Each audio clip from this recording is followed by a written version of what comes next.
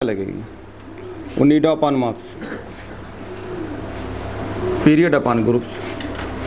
तो हम atomic radius यानी ए पढ़ रहे हैं, यानी यहाँ पे लिखा है ए, तो ए का मतलब एटॉमिक रेडियस, और जी में ग्रुप में जाएंगे तो इंक्रीज़ करेगी, यानी एटॉमिक रेडियस या रेडियाई ग्रुप में जाने पे इंक्रीज़ करती है।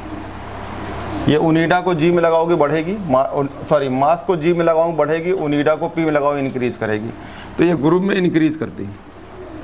लेकिन अगर हम एटॉमिक रेडियाई को, यानी हम ये मार्क्स को पी में लगा रहे हैं, पी में लगा रहे हैं तो यानी ग्रुप पीरियड में लगा रहे हैं, तो पीरियड में लगाएंगे तो जनरली डिक्रीज़ करेगी, ये जनरली होती है। तो ऐसा मिलता है, ज़्यादातर ऐसे ही होता है। लेकिन हमने डी ब्लॉक पढ़ाया तो डी ब्लॉक में भी यही कहानी थी। जब हम लेफ़्ट टू राइट जाते थे यानी पीरियड में जाते थे तो हमें रेडियस लगातार डिक्रीज, लेकिन हम जनरली देखेंगे शुरू का और लास्ट का, तो हमें क्या मिलेगा कि रेडियस जनरली डिक्रीज़ कर रही है, लेकिन बीच बीच में कहीं बढ़ रही है कहीं घट रही है। तो जहाँ भी रेडियस बढ़ जाती थी वहाँ न्यूक्लियस का फोर्स ऑफ अट्रैक्शन कम हो जाता था, यानी आपका शेल्डिंग इफेक्ट स्ट्रांग होती थी। और जहाँ पे शेल्डिंग इफेक्ट पुअर होगी, यानी जो बीच में बैठे हुए हैं, अगर वो या डी में इलेक्ट्रॉन बैठे हुए, जब ट्रांजिशन पढ़ा रहा था तो डी में बैठे थे, तो वो न्यूक्लियस के फोर्स ऑफ अट्रैक्शन को छिपा नहीं पाते हैं, तो न्यूक्लियस अपने तरफ जो है अट्रैक्ट करती थी, तो रेडियस जो है उसकी कम हो जाती थी। तो जब हमने क्लासिफिकेशन पढ़ाया था तो मैंने यही कहा था कि अगर सेकंड पीरियड में जाएंगे तो रेडियस डिक्रीज करेगी, और रेडियस डिक्रीज करने के बाद है कि यानी शेल्डिंग इफेक्ट पुअर होगी, तो रेडियस डिक्रीज करेगी, यानी पीरियड में डिक्रीज कर रही है। तो इसमें एक लगरल चीज़ होना चाहिए कि शेल्डिंग हमेशा पुअर होना चाहिए, छिपाने वाली चीज़ कम होगी तो न्यूक्लियस का फोर्स ऑफ अट्रैक्शन बढ़ेगा, तो ये घट जाएगी। लेकिन बीच बीच में कहीं शेल्डिंग इफेक्ट पुअर के बजाय स्ट्रांग हो जाती थी तो वहाँ रेडियस बढ़ जाती थी। तो यही चीज़ें हैं। तो जब एटॉमिक रेडियस हम पढ़ रहे हैं, जब ट्रांजिशन एलिमेंट, इसका मतलब inner transition element, atomic transition पढ़ा चुका हूँ, तो अगर आप पढ़ेंगे इनर ट्रांजिशन एलिमेंट, यानी आप पढ़ रहे हैं 4F वाले, तो इसमें आप ये पढ़ चुके हैं, तो इसमें एक लाइन और चेंज कर सकते हैं, यानी radius, atomic radius of inner transition elements. अब आप ये पढ़ चुके हैं, सेम कहानी इसमें भी लगी थी। अब जो पढ़ा रहे हैं, अब इनर पढ़ा रहे हैं, इनर ट्रांजिशन एलिमेंट्स। तो इनर का मतलब अंदर वाला, यानी अंदर वाले मतलब कौन से एलिमेंट्स, 4F वाले, यानी F ब्लॉक वाले। तो जब 4F वाले पढ़ेंगे तब भी यही चीज़ मिलेगी, तब भी यही जाएंगे।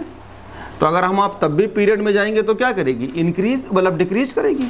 तो क्या कहेंगे कि अगर हम एटॉमिक रेडियस, अगर हम लेफ़्ट टू राइट पीरियड में जाते हैं, किसमें, आपका जो है ये जो F वाले हैं, यानी यहाँ पे जो रखे वाले हैं ये नीचे रखे हैं, सीलू तक, जो आप सीलू से लेंगे, यानी सी से ये आप सीलू, अगर सीलू तक लेते हैं तो इनके बीच में बहुत सारे हैं, पूरा ट्रिक बताएं कैसे याद करना है, ठीक है। अब उस ट्रिक को याद करेंगे तो यूज करेंगे।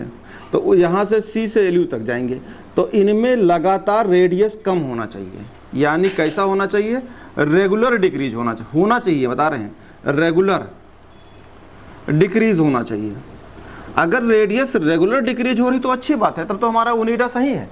लेकिन ओनिडा को कहीं कहीं बीच में फॉलो नहीं करेगी, तो आप देखेंगे घट तो रही है लेकिन एक जगह दे रहे हैं, घटते घटते बढ़ जाती हैं। ये देखिए, अगर आप चार्ट देखेंगे तो ये पूरा चार्ट बना है। अगर आप एटॉमिक रेडियस इनको देखते हैं पूरी चार्ट के साथ, यानी आप इसको हम बोलते हैं एलन, लेंथेनाइट सीरीज को हम एलन कहते हैं, एले नहीं।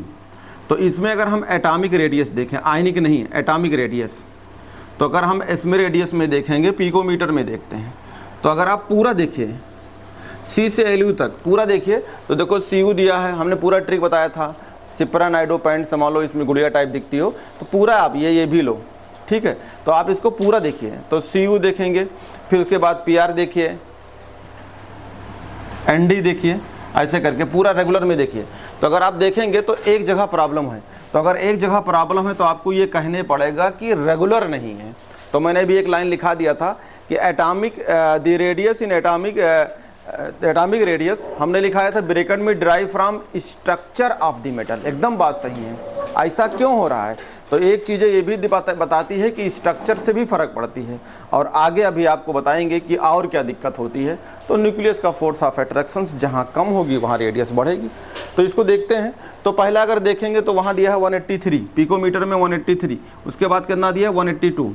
इसको याद नहीं करना है, इसको सिर्फ देखना है कि देखिए 181 यहाँ पे 181 यहाँ लगभग बराबर है। आगे बढ़िए तो अगर आप बढ़े में SM है, ठीक है, उसके बाद AU है, SM है, इनमें रेडियस देखेंगे, मैं NCERT से नोट कर देता हूँ। 180 है, उसके बाद 180 है, उसके बाद क्या होता है देखो 199, यहाँ प्रॉब्लम हो गई, घट नहीं रही है, बढ़ गई।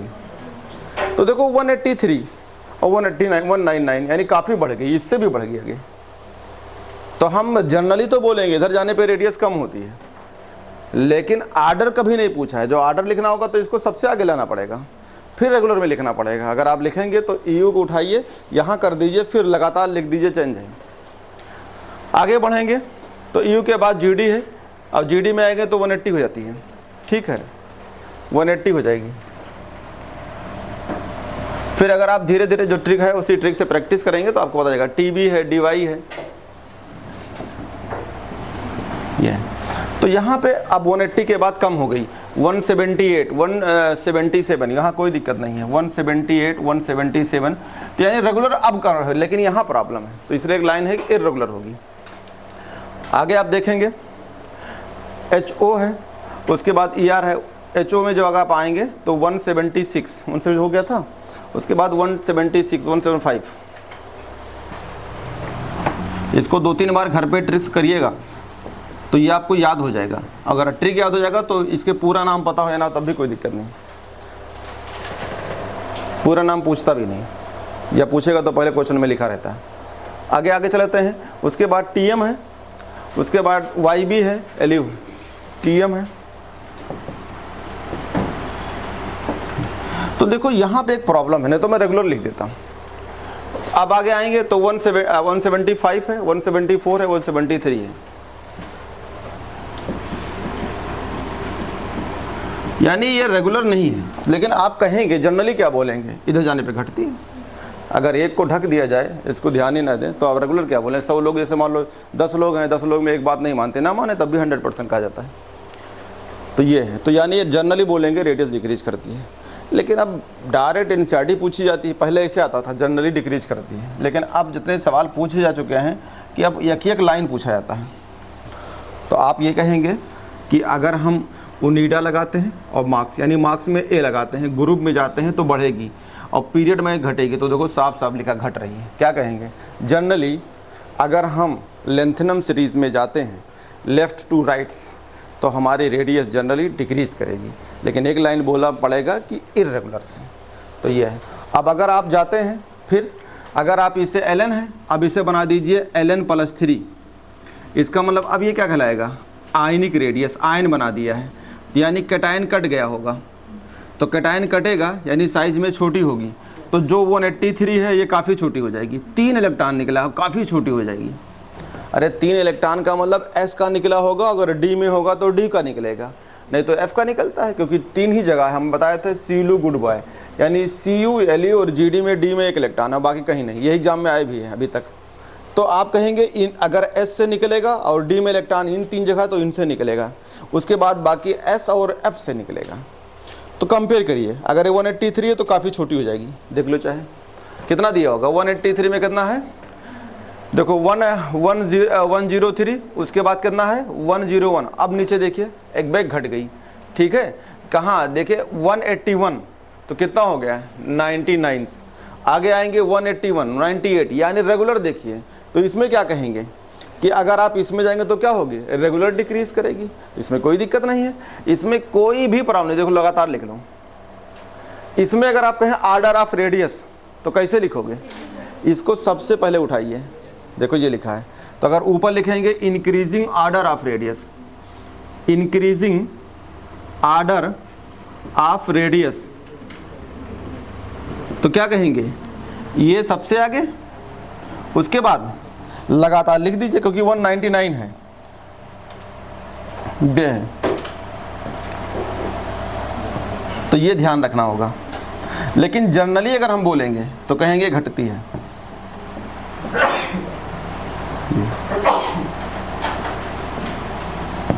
तो ये आपको यही है, कोई दिक्कत नहीं है। तो देखो यहाँ पे कभी भी कन्फ्यूजन आ सकती है, क्योंकि हम यही याद करेंगे। अगर डी ब्लॉक को देखेंगे तो हमको यही लगता है कि इधर रेडियस कम होती थी, जो पहला मेंबर था उसी का ज़्यादा होता था, लेकिन यहाँ पहला मेंबर का ज़्यादा नहीं है। कौन से मेंबर पे आ रहे हैं? 1 2 3 4 5 6 मेंबर का ज़्यादा होता है। तो छठवें को उठाइए, पहले कर दीजिए, फिर सिक्वेंस कर दीजिए। लेकिन अगर हम आयन बना के पूछें तो क्या होगा? कोई दिक्कत नहीं है, जो ऊपर लिखा है वही रहेगा, लेकिन किस फॉर्म में हो जाएगा आपकी रेडियस? किस फॉर्म में? Cu+3 Pr+3 Nd और उसके बाद Nd+3 Pm+3। तो ध्यान देना, यही रेडियस पूछा भी है। किस किस फॉर्म में पूछा है अभी बताता हूँ। Sm+3 ये, उसके बाद Gd है। तो ये आयन्स के फॉर्म में है। अब यहाँ पे हम जनरली आयन बना रहे हैं। वैसे आयन तो यहाँ पे जो है 2 और 4 वाले भी होते हैं, लेकिन 2 और 4 वालों को नहीं पूछेगा, जनरल बातें होती हैं। तो ये आप नोट कर लीजिएगा। उसके बाद YB है, उसके बाद ठीक है Lu है। कुछ नहीं करना है, जैसे ये लिखा हुआ है, जैसे ये ऊपर वाला लिखा है, मैंने वैसे ही लिख दिया है, बस +3 4 लगा के। तो ये कहलाएगी आपकी आयनिक रेडियस। इससे सवाल है, अगर ये पानी में डालेंगे तो इस पर हाइड्रेशंस होगा, और हाइड्रेशन होगी तो इस पर पानी लगेगा या सॉल्वेशन होगी, तब हाइड्रेशन एनर्जी निकलेगी। तो हाइड्रेशंस भी यहाँ से या इक्को सॉल्यूशंस की बात करता है। तो इसको देख लेते हैं। तो एक वर्ड है हाइड्रेशंस एनर्जी, या हाइड्रेशन या सॉल्वेशंस क्या होता है? तो हाइड्रेशंस या सॉल्वेशंस, हाइड्रेशन या सॉल्वेशंस तो हम पढ़ाए थे। हाइड्रेशन या सॉल्वेशन जो होता है इनवर्सली प्रोपोर्शनल किसके होता है? साइज के होता है। तो यहाँ का कौन सा साइज है? कैटायन है। तो कैटायन तो छोटी होती है, जब इलेक्ट्रॉन निकल जाएगा तो साइज में काफ़ी छोटी हो जाती है। अगर इससे कंपेयर करते हैं इन कैटायनों से, इससे इनकी कम कैटायन से, तो ये साइज में क्या होगी? छोटी।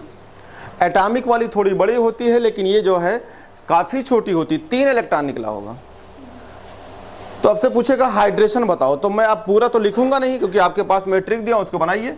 अब हम यही लिखेंगे, ऐसे लिखेंगे Cu+3 और एक लास्ट लिख लेंगे Lu+3। ये हो गया, ये तीनों हो गए। अब इसमें साइज में छोटी कौन है? तो सबसे बड़ी तो ये है, तो सबसे छोटी Lu है। तो जब Lu होगी तो इसमें पानी लगेगा। अगर पानी लगेगा तो कितना पानी लगेगा? साइज में यानी कैटायन में काफ़ी छोटी है, तो हाइड्रेशन क्या होगा? काफ़ी ज़्यादा। तो ये ज़्यादा हो जाएगा। तो इससे एनर्जी कितना निकलेगी? काफ़ी ज़्यादा, यानी हाइड्रेशन एनर्जी ज़्यादा होगी। तो इनमें अगर देखा जाए तो हाइड्रेशन सबसे ज़्यादा किसका होगा? Lu का। सबसे कम किसका होगा? Cu का, यानी सबसे कम इसी का होगा। यानी इस पर पानी कम लगेगी, पानी कम लगेगी तो इस पर जो है एनर्जी कम निकलेगी। तो अब यहाँ पे देखा जाए तो अगर अब देखें अब कौन बड़ी हो गई? अगर पानी लग गया तो साइज में अब कौन बड़ी हो गई? ये देखो यहाँ तक, यहाँ से यहाँ देखेंगे पानी वाला ये, और इस पर वाटर लगता है तो ये पॉजिटिव है, तो वाटर ऐसे लगेगा, H बाहर रहेगा, O थोड़ा अंदर रहेगा, O थोड़ा अंदर रहेगा, H बाहर रहेगा। क्यों? क्योंकि इस पर नेगेटिव चार्ज होगी तो इस पर पार्शियल, और पॉजिटिव नेगेटिव का क्या बना रहेगा? अट्रैक्शंस। तो यहाँ पे पानी रहेगी तो पानी का फार्मूला होता है H2 ये। तो ये अगर इस पर पॉजिटिव नेगेटिव है पार्शियल, या नेगेटिव बोल सकते हैं, तो इसे पॉजिटिव कहेंगे।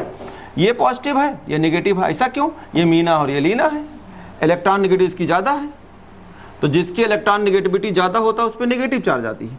तो ये पानी है, तो पानी पे देखेंगे तो ये नेगेटिव है तो ये पॉजिटिव है, ये नेगेटिव है तो ये पॉजिटिव है। ये रहा, ऐसे लगा होगा। तो अगर आपसे पूछा जाए ऑर्डर ऑफ हाइड्रेशन एनर्जी, तो पलट जाएगी। एनर्जी का ज़्यादा हाइड्रेशन होगी उसकी, तो उससे ज़्यादा निकलेगी। अब अगर पानी लग गया है और इनसे कहा जाए कंडक्टिविटी बताओ, पानी में इक्वस सॉल्यूशन में चलना क्या होगा? कंडक्टेंस क्या होगी? तो आप क्या कहेंगे? तो अब जो है ज़्यादा मोटा ये हो गया, थुलथुल हो गया, तो कौन चलेगी अब? तेज, ये वाले। तो इक्वस में ये तेज चलेंगे, पानी कम लगे, साइज बड़े होते हैं। तो अगर आप आर्डर पूछेंगे तो मैं लास्ट वाला और तुम चाहो तो पूरा लिख लो, बस इतना लिखना होगा Cu+3, यहाँ क्या लिखा होगा? Aq equals. इसके अंदर सब भरे रहेंगे। और सबसे लास्ट में कौन आएगा? हम सीलू लिख देते हैं खाली, अब तुम पूरा लिख लेना ऐसे करके। तो इक्वस में है, अगर इक्वस में साइज में ये बड़ी है तो पानी कम लेगा, तो इसका हो गया Cu। उसके बाद पानी लगेगा Pr पे, उसके बाद हो जाएगा Nd में, तो ऐसे आप ऑर्डर लिख सकते हैं सबका। इसका हो जाएगा Pm, कंडक्टिविटी है पानी लगने के बाद, यानी जो है ऐसे लिख सकते हैं, ऐसे में हो गया, ठीक है, EU हो गया। और लास्ट में मैं लिख देता हूँ, लेकिन ध्यान रखना ये सब आयन के फॉर्म में है। ये रहा, अब यह डॉट डॉट कर देता हूँ, सीक्वेंस में सबसे लास्ट लिख देता हूँ Lu+3, यानी बीच में जो बचे इनको लिख लीजिएगा।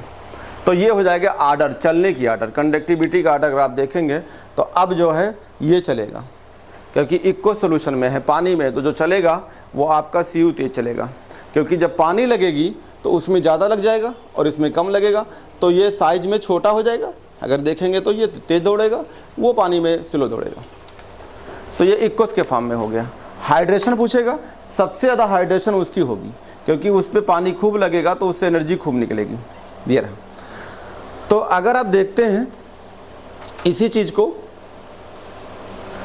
ऐसा क्यों होता है, अगर आपसे कहा जाए ऐसा क्यों है, साइज तो जो है ऐसा क्यों हो रही है लगातार कम, तो अगर आप पढ़ेंगे तो देखिए, यहाँ पढ़ रहे हैं आपको, ये पूरे पढ़ रहे हैं, लेकिन ये रखे हैं यहाँ पे।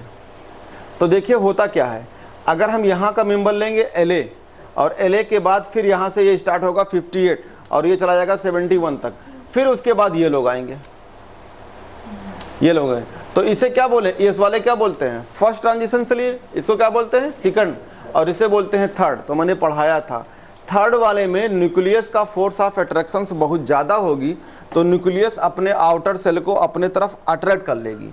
तो यानी न्यूक्लियस और अट्रैक्शन की वजह से सेल उसके पास चलेगा, और जब पास चलेगा तो इसे बोलेंगे कॉन्ट्रैक्शंस। और कॉन्ट्रैक्शंस किसके वजह से हुआ है, तो यहाँ पे जो कॉन्ट्रैक्शन हुआ है, आपके 4f में इलेक्ट्रॉन भर रहे थे, लेकिन उससे पहले 4f में भर रहे थे, और भी उस, तो जब 4f में भर रहे हैं इलेक्ट्रॉन, तो हम तो कहानी 4f के इलेक्ट्रॉन के न्यूक्लियस पे अट्रैक्शन होगा, और D वाले भी होगा S वाले पे। तो न्यूक्लियस अगर S वाले को अपने तरफ अट्रैक्ट करेगी तो सब कांटेक्ट करेंगे। तो कहेंगे 4f में इलेक्ट्रॉन भर रहे थे, लेकिन उन्होंने छिपाया नहीं, न्यूक्लियस के फोर्स ऑफ अट्रैक्शन को नहीं छिपा पाया, तो लास्ट वाला इलेक्ट्रॉन जो S में बैठा हुआ था, यानी तो उसको अपने तरफ अट्रैक्ट कर लिया, तो पूरी कॉन्ट्रैक्ट होने लगी। तो इसको बोलेंगे ऐसा कॉन्ट्रैक्शन इसलिए हुआ है क्योंकि 4f के इलेक्ट्रॉन भर रहे थे, इसलिए हुआ है। तो ऐसे कॉन्ट्रैक्शन का नाम होगा लेंथेनाइट कॉन्ट्रैक्शन। तो वहाँ मैं पढ़ाया था, तो मैंने बताया था कि इनका रेडियस इसके बराबर हो जाती है, इसका रेडियस इसके बराबर हो जाती है, इसका रेडियस इसके बराबर हो जाती है। जनरली ऊपर से नीचे जाने पे रेडियस बढ़नी चाहिए, ये तो बराबर मिल रही है। क्या रीजन है, तो ये कई बार सवाल आया है, लगातार आया है, लेंथेनाइट कॉन्ट्रैक्शंस। लेकिन लेंथेनाइट कॉन्ट्रैक्शन कुछ नहीं है। जब हम इलेक्ट्रॉन इनमें भरते थे तो इनमें इलेक्ट्रॉन S भरने के बाद 3 जगह D में भरता है और बाकी F में भरता है, तो लास्ट इलेक्ट्रॉन तो F में ही रहेगा। तो जब लास्ट इलेक्ट्रॉन F में रहेगा तो अब ये क्या कहना चाहिए कि जैसे न्यूक्लियस है, और न्यूक्लियस के बाद पहला सेल, ये दूसरा सेल, ये तीसरा सेल, और ये चौथा सेल है, और ये 5वां सेल है, और ये 6ठा सेल है। तो हम 6 पढ़ रहे हैं, तो 6 में अगर हम पढ़ेंगे तो हमारा लास्ट इलेक्ट्रॉन जाएगा S में, उसके बाद D में, उसके बाद F। तो यहाँ इलेक्ट्रॉन कहाँ रहा होगा, S में। 3 जगह D में, तो यहाँ पे कहीं कहीं 0 या तो D में इलेक्ट्रॉन्स, तो हम कह देंगे 0 से लेके 1। तो हमने पढ़ाया था सीलू गुड बॉय, यानी ये 3 जगह D में इलेक्ट्रॉन्स हैं, ये 3 जगह D में इलेक्ट्रॉन्स है, बाकी D में 0 है। अगला क्या बचेगा, 4f। तो इलेक्ट्रॉन तो इसी F में गिर रहा है, यानी F में इंटर कर रहा है, F में भर रहा है, और उसके बाद भी जो है न्यूक्लियस का अट्रैक्शन इस पे भी है, D पे भी है और S पे भी है।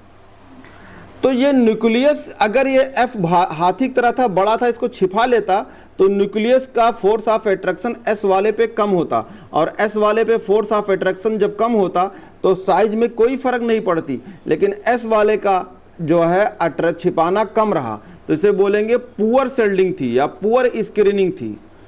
पुअर सेल्डिंग थी, किसकी पुअर सेल्डिंग थी, 4f की। इलेक्ट्रॉन तो F में गिर रहा था, इससे कोई मतलब नहीं, लेकिन न्यूक्लियस का अट्रैक्शन जो है S वाले की तरफ छिपा लेता। तो कहेंगे पुअर सेल्डिंग ऑफ 4f, ये 4f जो है सब सेल्स, इसके वजह से अब ये क्या करेगा, अपना अट्रैक्शन इस पे बढ़ा दिया, तो ये क्या करेगी, कॉन्ट्रैक्ट अपने तरफ खींचेगी तो ये चलने लगेगा, तो चलेगा तो सेल भी थोड़ा चलेगी, और थोड़ा सेल चलेगी तो न्यूक्लियस से इसकी दूरी नापेंगे तो कम मिलेगी, और कहेंगे ऐसा क्यों होता है, तो इसी का नाम दे जाएगा, यानी कॉन्ट्रैक्ट हुई है तो किसके वजह से हुई है, ये 4F, तो 4F का नाम क्या है, लेंथेनाइड सीरीज, तो कहेंगे ड्यू टू लेंथेनाइड कॉन्ट्रैक्शंस। तो एक लाइन लिख लीजिए,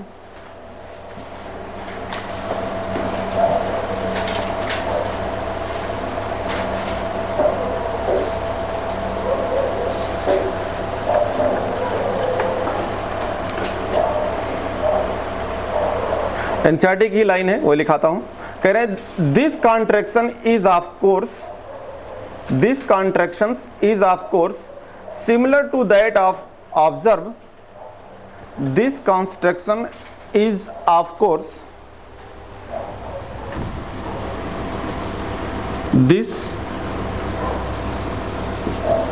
this contractions is of course similar to that observed in an ordinary, similar to that observed, similar to that observed, to that observed in an ordinary,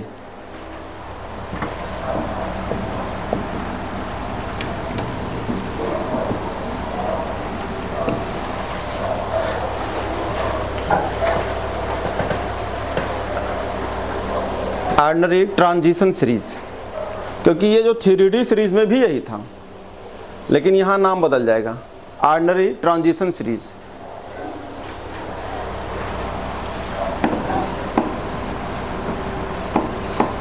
तो इसका मतलब क्या है, जो लाइन लिखाया हूँ, कह रहे हैं ऐसा कॉन्ट्रैक्शन तो जनरली देखी जाती है, सिमिलर है, और क्या सिमिलर है, जैसे ट्रांजिशन एलिज सीरीज में था ऐसे यहाँ भी है, तो सेम जैसे ट्रांजिशन था वैसे यहाँ पे भी है। आगे चलिए, and is attributed to the same, and is attributed to the same, to the same cause, same cause, attributed to the same cause, comma लगाइए, यही मेन है जो आप लिखा रहे हैं, द इम्परफेक्ट शील्डिंग्स, जो मैंने अभी एक्सप्लेन किया है उसी को लिखा रहा हूं, the imperfect shielding of one electron, the imperfect shielding of one electron by another in the same subshell, the imperfect shielding of one electron by another, imperfect shielding of one electron by another in the same cell subcell, कामा लगाइए, however the shielding of one 4f electron, the shielding of one 4f electron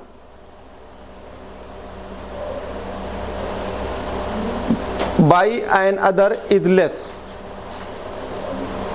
the shielding of one 4f electron by another is less than 1d electron।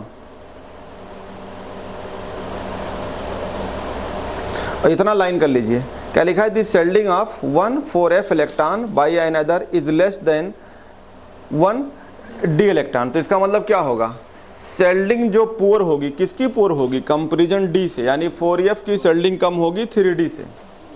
तो यानी shielding कम, order पूछा जाए कि shielding में order कौन होगा, तो s का ज़्यादा होगा, फिर p का, फिर d का, फिर f का। तो यहाँ पे लिखा हुआ है कि अगर दोनों बैठे हैं तो यहाँ पे तो दोनों मिलेंगे, 4f मिलेगा, 5d मिलेगा, 6x मिलेगा।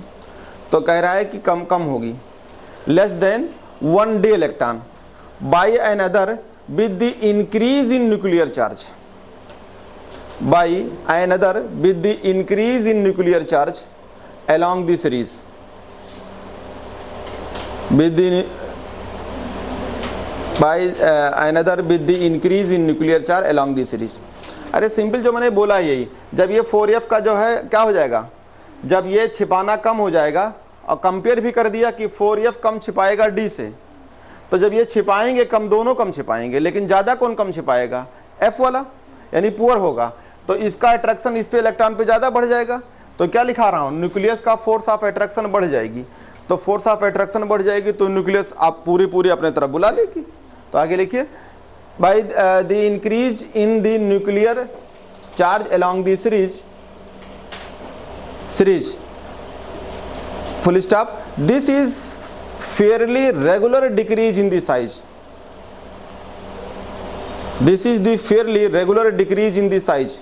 तो क्या होगा, लगातार साइज में क्या होगी, कम होगी, decrease in the size with increase in atomic number, with increase in atomic number. ये मैं लिखा इसलिए देता हूँ घर पे पढ़ने के लिए, लेकिन बाकी हम समझा दिए हैं, जो भी समझाएं वही लिखाया हूँ। नंबर, अब क्या होगा, जब एटॉमिक नंबर बढ़ने से साइज का कम हो जाएगी, तो इसको कहेंगे क्या, यही पूछा था तुम्हारे में। तो लिखिए दी, लिखा है दी क्यूमुलेटिव इफेक्ट ऑफ, क्यूमुलेटिव का मतलब होता है F और D का पूरा रिजल्टेंट मिला के, तो क्या इफेक्ट आएगा, the cumulative effect of the contraction of lanthanide series.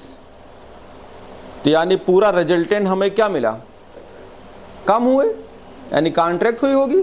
The cumulative effect of the contraction of lanthanide series is known as, अब क्या नाम हो जाएगा इसके, लेंथेनाइड कॉन्ट्रैक्शंस।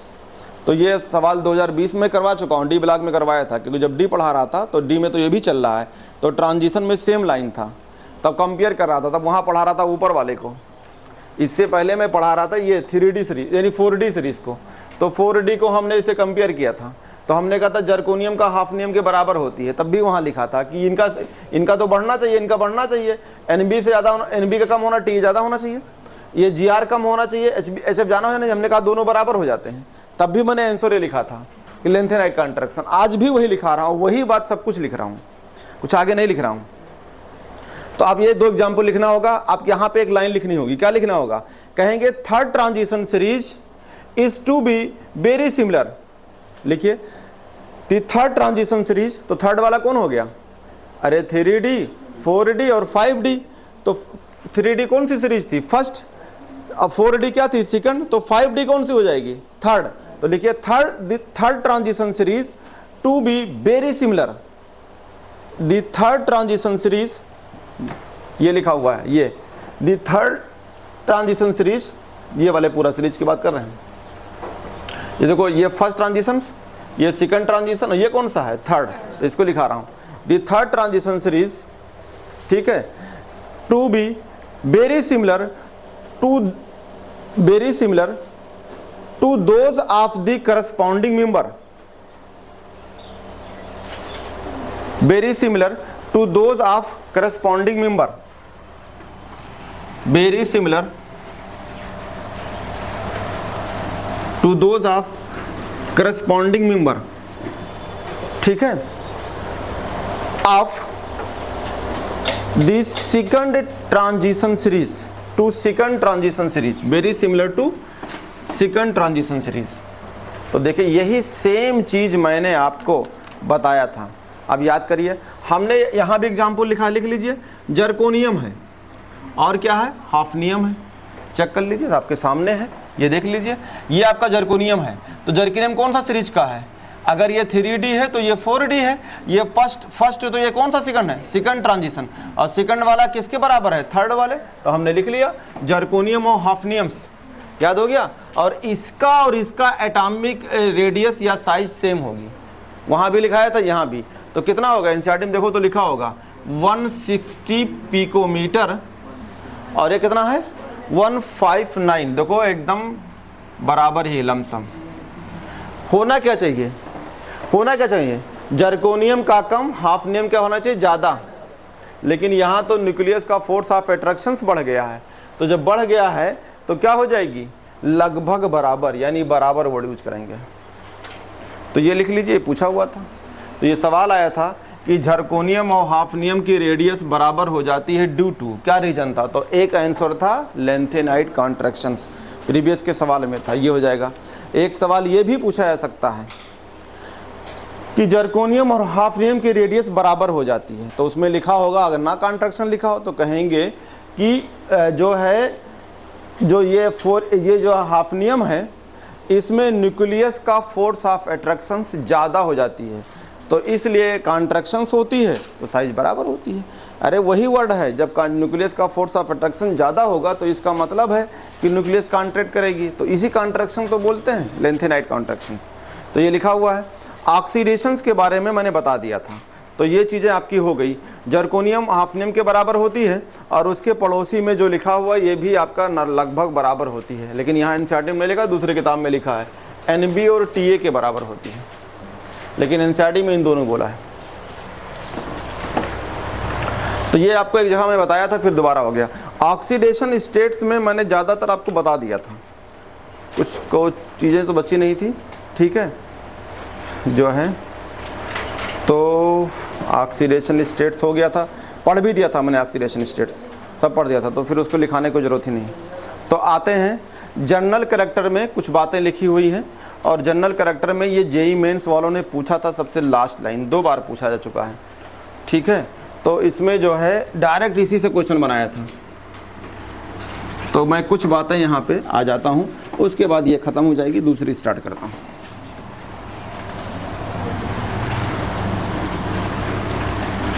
तो एनसीईआरटी में लिखा होगा जनरल कैरेक्टर्स,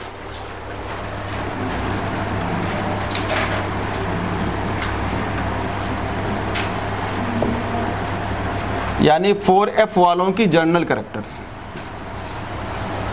ठीक है। पहला लाइन आप लिख सकते हैं कि all the lanthanides are silvery white. कैसे कलर के होते हैं ये? सिल्वर की तरह, जैसे सिल्वर वाइट होता है ऐसे ही। तो ऑल लेंथेनाइट्स, या लिख सकते हैं ऑल द लेंथेनाइट्स, सबकी बात कर रहे हैं, all the lanthanides are silvery whites. जैसे सिल्वर होता है, जैसे चांदी कहते हैं जिस कलर का होता है वैसे ही होता है ये, लेकिन अगर ये ईयर के कांटेक्ट में होगा तो थोड़ी जो है कलर बदल जाती है, टर्निश वर्ड यूज करते हैं। तो आगे लिखिए, वाइट कलर की होगी, लेकिन आगे लिख लीजिए सिल्वरी वाइट, साथ में लिख लीजिए soft metals and tarnish, soft metals, soft metals and tarnish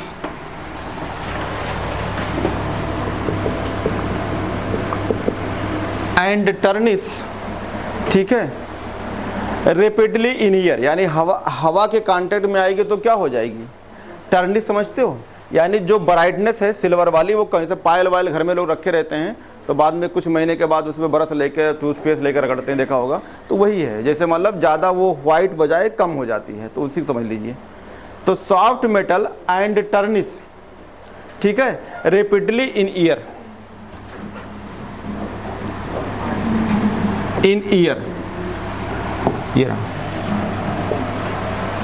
हवा कांटेक्ट में आएगी, थोड़ी जो है उसका ब्राइटनेस बना है, जो वाइट सिल्वर कलर की जो होती है, जैसे चांदी होती है, उसमें थोड़ा सा कलर चेंज हो जाएगा, उसे बोलेंगे टर्निश। आगे लिखिए, कह रहे हैं इनकी हार्डनेस इंक्रीज होती रहेगी। कब इंक्रीज होगी? जब उनका एटॉमिक नंबर बढ़ जाए। तो आगे लिख लीजिए, the hardness increase with increasing atomic number, the hardness increase with increasing atomic number, increasing atomic number, atomic number, जैसे एटॉमिक नंबर आपने देखा कि 57 है या 58 है, तो आपका CU कितना है? 58 है। आगे बढ़े, PR कितना है? 59 है। ND कितना है? 60 है। तो आप CU से LU तक पहुंच जाओ, तो इंक्रीजिंग एटॉमिक नंबर जब बढ़ती रहेगी तो हार्डनेस क्या हो जाएगी, ज़्यादा हो जाएगी। ठीक है, और आगे एनसीईआरटी ने लाइन लिखा है सेमेरियम बीइंग स्टील हार्ड्स, तो आप लिख लीजिए ब्रैकेट में एसएम क्या हो जाएगा, स्टील हार्ड की तरह होगी। एसएम जो है स्टील हार्ड।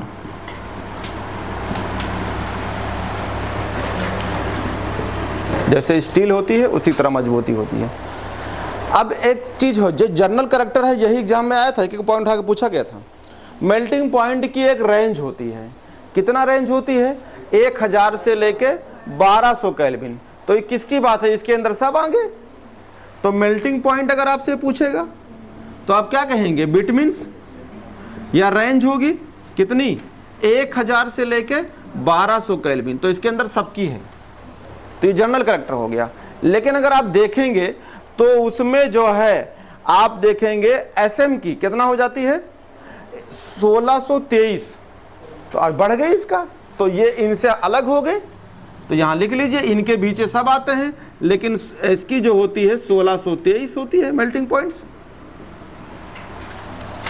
ये छोटे छोटे पॉइंट्स हैं जो आपको यूज होंगे, एग्जाम में रखे रहेंगे। अब सबके सब मेटल्स हैं, तो पढ़ाया था डी ब्लॉक भी मेटल है, तो भी मेटल है। तो मेटल का काम क्या होगा, इलेक्ट्रिसिटी, हीट, क्या करेंगे, अच्छा कंडक्टर होंगे, गुड कंडक्टर होंगे आप हीट एंड इलेक्ट्रिसिटी। और क्यों होंगे, क्योंकि इनके पास इलेक्ट्रॉन है, इलेक्ट्रॉन चलने से करंट या हीट चलती है। तो आप लिख लीजिए दे हैव टिपिकल मेटेलिक स्ट्रक्चर्स, इसका मतलब है जो मेटल का स्ट्रक्चर होता है वैसे स्ट्रक्चर इनका होगा। They have typical metallic structure and are good conductors, they are typical metallic structure and are good conductor of क्या, heat and electricity, heat and electricity. Metal है तो इसमें जो है इलेक्ट्रिसिटी और हीट क्या होगी, अच्छा फ्लो करेगा। आगे इसमें एक लाइन लिखा है density and other property change smoothly, इसका मतलब एटॉमिक नंबर के बढ़ने से जनरली डेंसिटी बढ़ती है। तो कह रहे डेंसिटी में कोई दिक्कत नहीं है, जैसे चेंज हो रही वैसे चेंज होती है। ठीक है, एक चीज़ आगे लिखा हुआ है except for EU and YV and occasionally, कह रहा है कि फॉर SM एंड TM। तो इसका मतलब है इन दोनों को और साथ साथ किसको, SM और TM, इनमें थोड़ी सी जो है डेंसिटी में जो चेंजिंग बराबर नहीं होगी। तो ये लाइन एनसीईआरटी की थी, मैंने पढ़ दिया था। अब यहाँ पे एक लाइन लिखाने जा रहा हूँ, पूरी लाइन थोड़ा लिखा सकता हूँ। अगला लाइन ये है, लिखा है कि मेनी ट्राइवैलेंट लेंथेनाइड और कलर्ड। तो देखो ये आपको सवाल आया था, उस लाइन में लिखा था, जेईई मेंस या किसी में लाइन लिखा था कि लेंथेनाइड क्या है। तो आप क्या कहेंगे, लेंथेनाइड क्या होंगे, जनरली लेंथेनाइड्स आर कलर्ड्स। तो लिख लीजिए मेनी ट्राइवैलेंट्स, ट्राइवैलेंट समझते हो, 3 वाले। तो लिखिए मेनी, अब सबको आल थोड़ो मैंने लिख दिया है, क्या लिख रहा हूँ, तो यानी जनरली वर्ड कहेंगे मेनी ट्राइवैलेंट। तो ट्राइवैलेंट वाले क्या हो गए, Ln+3, सबके सब आ गए। अरे इसमें सब आ गए, ये क्या लिख दिया, मेनी Ln3, तो क्या नाम हो जाएगा, मेनी ट्राइवैलेंट्स आयन, किसके, लेंथेनाइड वाले। इतने लाइन में हो गया। अरे चाहो तो पूरा लिख लो, हमने इसे लिख दिया लेंथेनाइड वाले होंगे। तो मेनी लेंथेनाइड या जनरली क्या हो जाएंगे, आर कलर्ड हो जाएंगे, लेकिन M+3 वाले होंगे। अब पूरा लिखना तो पूरा लिख लो, मेनी ट्राइवैलेंट लेंथेनाइड आर कलर्ड्स। किसमें कब कलर होंगे, अरे वो चाहे इक्वस में हो चाहे वो सॉलिड स्टेट्स में हो। तो लिख लिए both in the solid state and in equals solution, वो दोनों में, both in solid states and equals solutions. ये लाइन आया था, ये लाइन किसी एग्जाम में एग्जैक्ट मुझे याद नहीं रहा, जेईई मेंस में या इसमें लिखा था, ये लाइन लिखा था कि तुम्हारे में आया था शायद, देखिए 2022 में 2 पॉइंट था, 2 लेंथेनाइट 2 एक्टिनाइट से, हाँ उसी में था 22 में, देखिए 22 या 21 में 2 पॉइंट था। आपसे पूछा था which of the following is incorrect. 22 या 21 में देखिए 2 लाइन था 4F की और 2 लाइन था आपका 5F में। तो ये लाइन लिखा था, तो लिखा था कि लेंथेनाइट्स आर कलर्ड्स। 22 या 21 में था, मुझे एग्जैक्ट आ रहा है कि लाइन, 2 लाइन लेंथेनाइट और एक्टिनाइट्स का था, 2 लाइन था। तो उसमें ये लाइन लिखा था कि कलर्ड होंगे, और एक लाइन और लिखा था, मैं भी बोलूँगा लाइन कहाँ लिखा है, सबसे लास्ट में लिखा है, कंपेयर किया था रिएक्टिविटी से, किससे, कैल्शियम से। तो 21 में होगा, कैल्शियम से कंपेयर किया था, वो मुझे कह रहा है तो पता कि आया था लाइन ये। तो अब लाइक क्वेश्चन खोल रहे भी चारों मिल जाएगी, 2 यहाँ की थी, 2 5F की थी, तो एक लाइन ये था। तो आप क्या कहेंगे, जनरली लेंथेनाइट्स आर कलर्ड, ये लाइन लिख सकते हैं, generally all lanthanide are coloured, यही कह दो, टेंशन खत्म। ये वही लिखा है, मेनी Ln+3, इसका मतलब क्या है, generally all lanthanides are colour, 4F वाले सब कलर। तो अगर 4F वाले कलर होंगे तो यही कुछ बात लिख लिया जाए, क्या लिखा है, सब कलर हैं, किसमें कलर हैं, किसमें कलर हैं, एक्वस या सॉलिड दोनों में होंगे, सॉलिड में फॉर्म में हो या पानी पड़े हों। इसको पूरा कर लो, फिर यहाँ पे कुछ पॉइंट लिखा देता हूँ अलग से, कलर, ठीक है। तो लिखा हुआ aqueous solutions, correct, colour of these ion में भी, लिखो कलर किसके जैसे होता है, कलर ऑफ दीज आयन में भी attributed to presence of F electrons, color of these ions, color of these ions किसकी वजह से होता है, तो सबको पता है, अनपेड इलेक्ट्रॉन ऑफ F। तो देखिए कलर ऑफ दीज आयंस में भी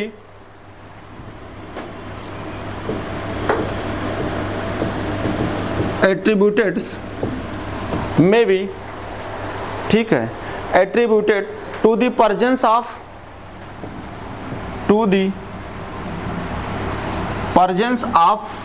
F इलेक्ट्रॉन्स। इतनी कुल लाइन लिखने की क्या जरूरत है, ऐसा लिख देते कि भैया ये सबके सब कलर देते हैं, जनरली ये लेंथेनाइट कलर होते हैं, और कलर होता है ड्यू टू F इलेक्ट्रॉन में कौन सा इलेक्ट्रॉन हो, परजेंट हो, अनपेयर्ड इलेक्ट्रॉन, हो गया। लेकिन एनसीईआरटी लाइन पढ़ना है कि अपनी लाइन कहाँ समझ में आती है, वहाँ एग्जाम में होगा नहीं, क्योंकि एनसीईआरटी लाइन लिखी रहती है, तो एनसीईआरटी लाइन लिखना पड़ता, अपना लाइन पढ़ाना होता तो फिर खत्म हो चुका होता ये रहा, परजेंस ऑफ F इलेक्ट्रॉन, यानी F में जो इलेक्ट्रॉन्स होंगे उनके वजह से होती है। आगे लाइन लिखा हुआ है, नाइदर La+3 नार Lu+3 ion so any colour but the rest do so, एकदम बहुत इंपॉर्टेंट लाइन है, इस पर मैं अभी कुछ बात लिखाऊंगा अलग से।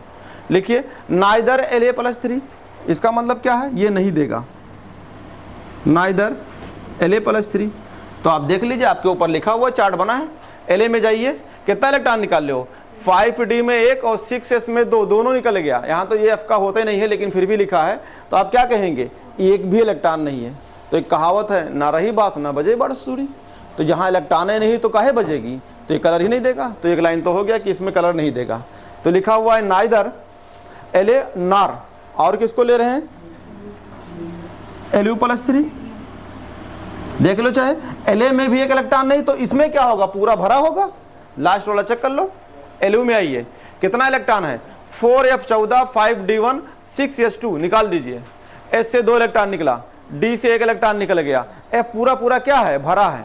तो यहाँ को क्या बोलोगे आप, इसमें क्या है, इसमें F में इलेक्ट्रॉन है नहीं, कहीं इलेक्ट्रॉन नहीं है, ना 4F में इलेक्ट्रॉन है, ना 5D में इलेक्ट्रॉन है, ना 6X में इलेक्ट्रॉन है, टेंशन खत्म, यह कलर नहीं देगा।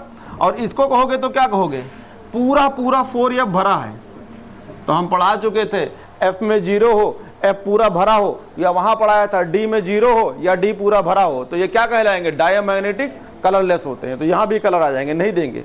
तो लिखा हुआ है ये लोग नहीं, ये दोनों नहीं देंगे, नाइदर La नार Lu लिखा है ना। आगे लिखा है आयंस सो एनी कलर, कोई कलर नहीं देंगे, आयंस, ठीक है, सो एनी कलर, कोई कलर नहीं देंगे। ये लोग कलर देंगे ही नहीं, पता है, देखो यहाँ इलेक्ट्रॉनें नहीं है और यहाँ पूरा भरा है, तो कोई कलर नहीं देंगे, ठीक है, एनी कलर।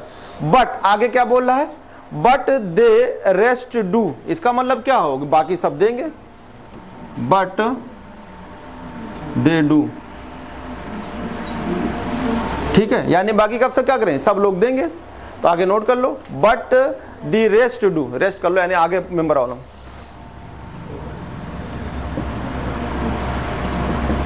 आगे लिखा है सो, इसका मतलब इन दोनों छोड़ दो बाकी सब देते हैं, तो हम क्या बोलेंगे, अरे एक के चक्कर में थोड़ा पड़ेंगे, क्या बोलेंगे, अगर हम कह रहे हैं कि 10 लोग हमारी बात मानो, दो ना मानो, कोई दिक्कत, तब वो क्या बोलेंगे, 100% मान रहे।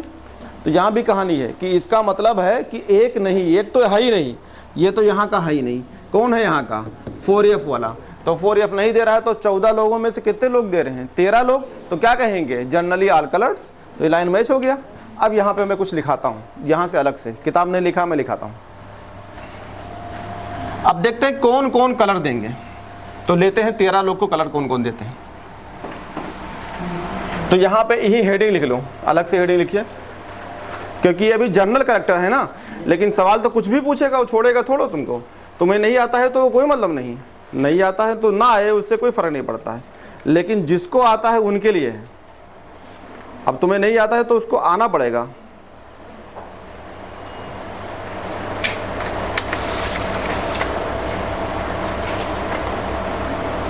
तो लिखिए formation of coloured ions, heading लिखिए फॉर्मेशन ऑफ कलर्ड आयंस। अब ये जो कलर वर्ड है ना, इसको बारे में यहाँ एक हेडिंग लिखा दिया था, फॉर्मेशंस ऑफ कलर्ड आयंस। अभी जनरल कैरेक्टर ही चल रहा है, लेकिन मैं यहाँ पे अपनी लाइन डाल रहा हूँ।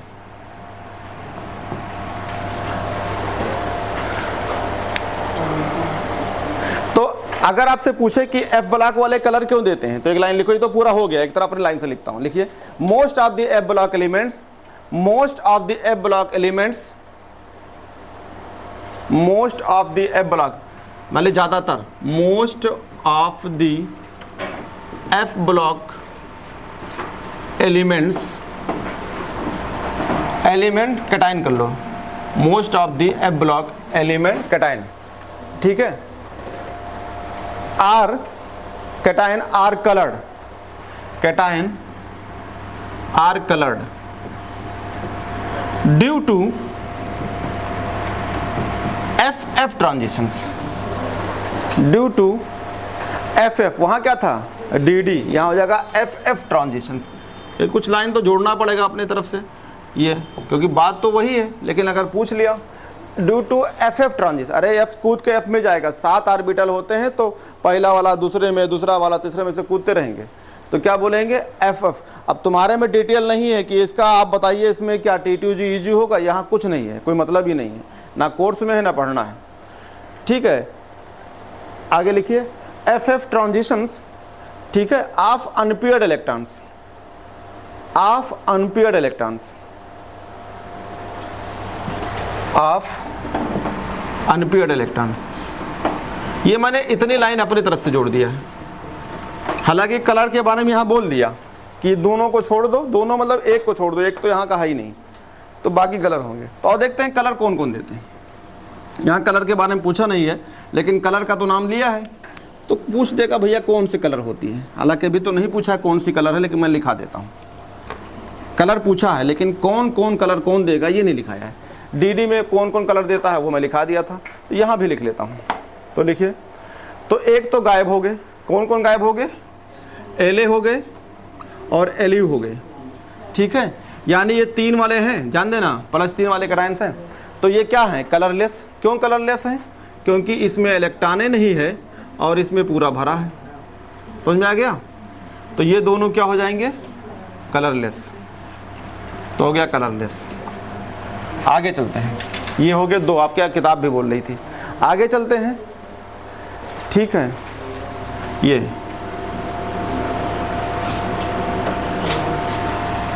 एक होता है आपका PR, ये PR होता, PM नहीं, ये ठीक है, ये भी कलर देंगे। कौन कौन देंगे, अगर आप इलेक्ट्रॉन निकालने देखना, +3 बनाएंगे, सब +3, तो ये 4F वाले होंगे, ये भी 4F हो जाएंगे। अगर ये +3 में है तो ये भी +3 होगा। आपके पास चार्ट बना है, ऊपर चार्ट में देखिए, अगर 3 इलेक्ट्रॉन निकालेंगे तो F में कितना इलेक्ट्रॉन रहेगा, 2। देखो अगर TM से इलेक्ट्रॉन निकालेंगे तो कितना होगा, 12। चेक कर लो, देखो ये आपका PR लिखा होगा, तीसरे नंबर पे PR है, और PR में कितना निकाल रहे हैं, 3 इलेक्ट्रॉन ना, तो 3 में आएगा तो कितना बचेगा, 4F2 लिखा हुआ है। अब अगर उसमें निकालेंगे कितना आएगा 4f12। तो यानी इलेक्ट्रॉन यहाँ पे अनपेयर्ड है, ये 2 इलेक्ट्रॉन हैं और यहाँ पे भी अनपेयर्ड है। भर के देखिएगा तो अनपेयर्ड है। ये 12 भरेंगे तो पहले 7-7 भरेंगे, तो 1 2 अरे इलेक्ट्रॉन 7 में पहले सिंगल सिंगल भरा जाता है ऐसे करके। ये तो ये हो गया आपका 1 2 3 4 5, ये हो गया 6, ये हो गया 7। तो 7 इलेक्ट्रॉन भरेंगे तो पहले सिंगल सिंगल भरेंगे, 7 भर गया। अब उसके बाद अगला इलेक्ट्रॉन आएगा 8 9 10 11 12। तो कितना अनपेयर्ड है, यहाँ भी 2 तो यहाँ भी, तो कितना इलेक्ट्रॉन है 2 ही अनपेयर्ड। तो दोनों का कलर एक जैसा होना चाहिए। तो ये दोनों कलर होते हैं येलो, येलो कलर होते हैं।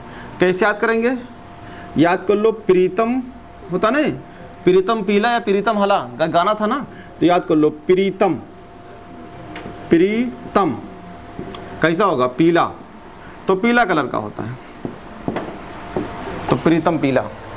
तो दोनों में अनपेयर्ड एक ही हैं, 2 अनपेयर्ड हैं, लेकिन ये प्रीतम पीला है, तो पी आर आ जाएगा और टी एम आ जाएगा, तो दोनों येलो कलर के होते हैं। यहाँ पे जो भी कलर दिए हैं ज़्यादातर पेयर में है, ठीक है, पेयर में है। आते हैं एस एम,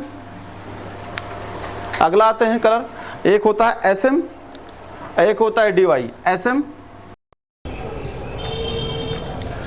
जनरल कैरेक्टर आप देखते हैं, general character of 4F series, यानी 4F चल रहा था उसका जनरल कैरेक्टर। तो पहला क्या होता है कि जितने आपके जो है 4F वाले हैं, यानी जो लेंथेनाइड वाले होते हैं, ये सिल्वरी वाइट कलर के हो, जैसे सिल्वर होता है उसी तरह का होता है।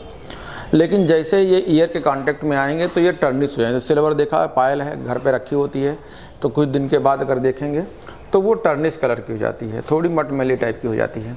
ऐसे ही लेंथेनाइड सिल्वरी वाइट होते हैं, ईयर के कांटेक्ट में आएंगे तो टर्निश हो जाएंगे। इनके एटॉमिक नंबर अगर आप बढ़ते देखते हैं, एटॉमिक नंबर इंक्रीज करती होगी तो ये हार्ड हो जाएंगे, तो hardness increase with atomic number. लेकिन एसएम की बात करते हैं, सेमेरियम की बात करते हैं, तो ये जैसे स्टील हार्ड होता है उसी तरह हार्ड हो जाता है। अगर इनकी मेल्टिंग पॉइंट की रेंज देखा जाए सबकी, तो इनकी मेल्टिंग पॉइंट की रेंज होती है 1000 से 2000 के केल्विन के बीच में होती है।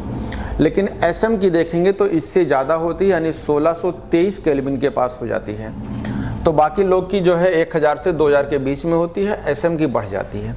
अगर देखेंगे तो जैसे मेटल होते हैं वैसे ये भी मेटल होते हैं, तो कहेंगे ये टिपिकली मेटल्स हैं, they have typically metals. Metal का काम क्या है, उसमें अगर आप करंट फ्लो करेंगे तो करंट फ्लो करेगी, हीट फ्लो करोगे तो हीट फ्लो करेगी। यहाँ गर्म कर दीजिए, यहाँ हाथ लगाइए तो आपका हीट फ्लो करेगी। तो जैसे मेटल का काम है, ये भी मेटल होते हैं। तो they have typical metallic structure are good conductor of heat and electricity. ये देखेंगे तो ये सबके सब जो इनकी 3 बैलेंसी वाली होते हैं, ये कलर्ड होते हैं। तो ये नीट में आ चुका है, 2021 का सवाल था। Many trivalent lanthanides are coloured both in solid state as well as aqueous solutions. Colour क्यों होता है, तो मैंने यहाँ हेडिंग लिख दिया कलर के बारे में, formations of colour ions. Colour ion क्यों होता है, क्योंकि most of the F block elements cation are coloured. क्यों कलर्ड होंगे, ड्यू टू एफ ट्रांजिशन, यानी एफ वाला इलेक्ट्रॉन एफ में ही चला जाए, कूद करके जम कर जाए, तो उससे बोलते हैं एफ इलेक्ट्रॉन्स कलर्ड हो देते हैं। कौन कौन कलर नहीं देते हैं, कौन देते हैं, जैसे ये लेंथेनाइड सीरीज में नहीं आती है, लेंथेनम होती है, एक भी इलेक्ट्रॉन नहीं है। और अगर जो लास्ट जो एलियो है इसके मेंबर में पूरा पूरा भरा हुआ है तो ये कलरलेस होगा। पीआर और टीएम है, तो इसको आप ट्रिक से याद कर सकते हैं, प्रीतम हरा, प्रीतम, ठीक है,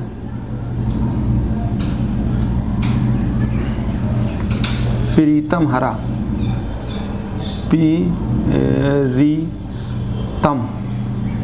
प्रीतम हरा।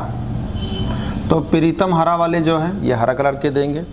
अगर आप इससे कहते हैं उधर जाते हैं एसएम और जो है डीवाई, इसमें एफ में जो है 5 इलेक्ट्रॉन है और इसमें 9 इलेक्ट्रॉन है, यानी इलेक्ट्रॉन दोनों में ही है। तो इसे कह सकते हैं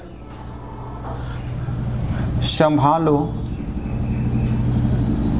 हालो दलिया,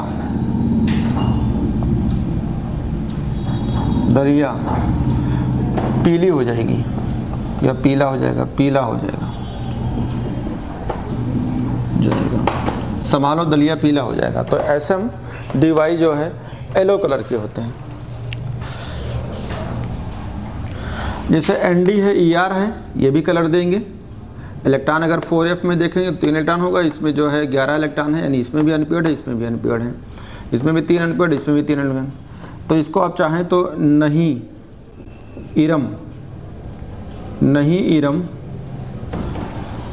पिंक हो जाओगी या पीली हो जाओगी, या मतलब जो है गुलाबी हो जाओगी, गुलाबी हो जाओगी। तो ये है, और ये है यू है, टीबी है, +3 वाले हैं, इसमें जो है आपका 6 है, अनपेयर्ड है, इसमें भी अनपेयर्ड आप भरेंगे, पहले 7 इलेक्ट्रॉन भरेंगे, उसके बाद 8 हो जाएगा, तो इसमें भी 6 अनपेयर्ड हैं, तो ये जो है आपका पेल पिंक हो जाता है। तो ऐसे कुछ बीच में ट्रिक भी हैं, आप याद कर लीजिए, और ये लाइन मिल जाएगी आपको कि जो कलर्ड होते हैं। तो कलर्ड के लिए मैंने आपको जो है ये कुछ ट्रिक दे दिया हूँ। इसके आगे भी अगर आप देखते हैं कलेक्टर में ही, तो आपको ये देखेंगे कि इनके आयोनाइजेशंस की बात करते हैं, तो इसकी फर्स्ट आयोनाइजेशन और सेकंड आयोनाइजेशन। तो फर्स्ट आयोनाइजेशन अगर लेंथेनाइट की बात करेंगे तो ये होते हैं 600 किलो जूल पर मोल होते हैं, लगभग इनके बराबर होते हैं। अगर सेकंड आयोनाइजेशन एंथैल्पी देखते हैं इनकी, तो करीब 12 किलो जूल पर मोल हो जाते हैं। तो इसको जो है आगे अगर आप देखना चाहते हैं तो इसमें कंपेयर कर सकते हैं।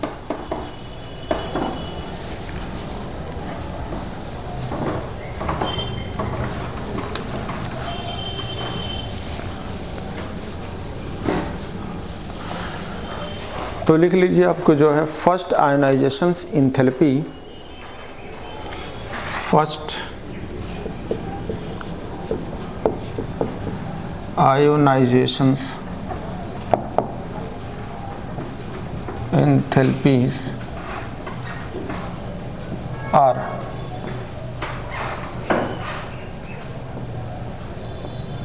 around 600 kilojoule per mole and second ionizations enthalpy are around 1200 यानी 1200 किलो जूल पर मोल। ये जो है इनके फर्स्ट और second ionisation enthalpy near about इसी के आसपास होते हैं।